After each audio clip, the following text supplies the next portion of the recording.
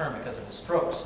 But basically, between him and Harding, the U.S. government budget was cut in half from 1920 to 1922. We're told that is the worst thing you can do. Never cut the government budget during a depression. You know, don't you understand? We need to renovate our offices. You know, this is stimulus for the economy, you understand? We certainly can't ever tighten our belts. No, no, no. That'll cut down on aggregate demand, they say. Typical nonsense stuff.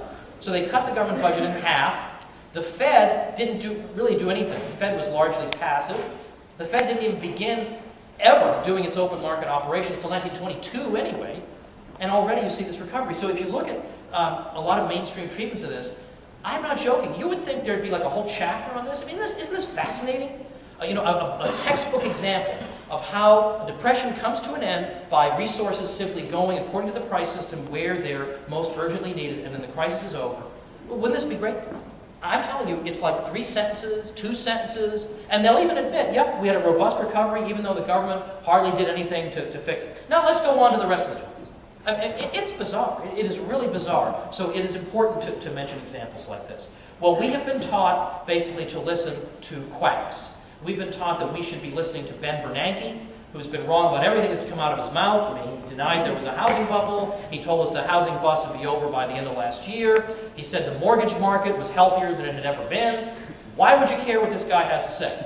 Just wondering, why would anybody care? Why would that 60 Minutes reporter be so fawning, and again, such a toadying jerk, that when the 60 Minutes reporter was interviewing Ben Bernanke, you know, they're not asking, hey, you know, you've been wrong about everything.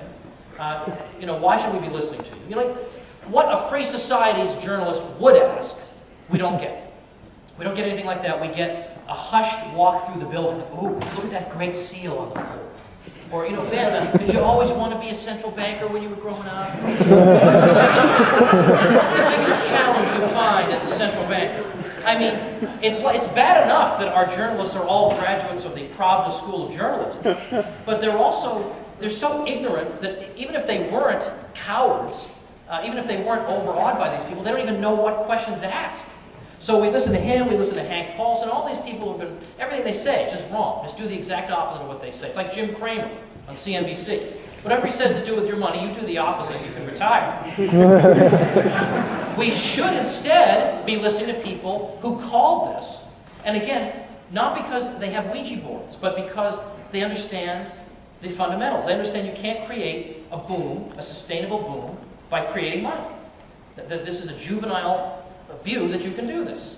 And so I'm thinking of people like Jim Rogers, Jim Grant of Grant's Investment Interest Rate Observer, Peter Schiff, and Ron Paul. Ron Paul, they just laughed at. Oh, you know, doesn't he know the economy is booming? Don't you realize, haven't you looked at the statistics? Everything's great. Wonder how many apologies have come in. I find in general people don't apologize. It's not a strict rule. Sometimes people apologize, but most of the time they don't. So not too many apologies have come in. These are the people we need to be listening to if we're going to have any hope of getting out of this, rather than, in effect, forcing ourselves to endure a totally avoidable 10 years of misery, worse than what happened in Japan, which did everything our government is doing and is threatening to do to us. We need to listen to these people. People who know what they're talking about and actually predicted what's happening. The Obama administration, like the Bush administration before it, seems to be of the opinion that the bigger blockhead you were, the more blindsided you were by the crisis, the more we want to hear from you. But if you predicted this and you seem to know what you're talking about, we don't know your number and we're not even looking for it. Well, ladies and gentlemen, only if we change course, we abandon the phony ideas of the past that have got us to where we are, and listen to the Austrians, who have consistently been right, who predicted this crisis and they were laughed at, who predicted the Great Depression and were laughed at even harder. Don't you know the Federal Reserve has abolished the business cycle? They were told in the 20s. Only if we listen to these people will we finally have change we can believe in. So thank you very much.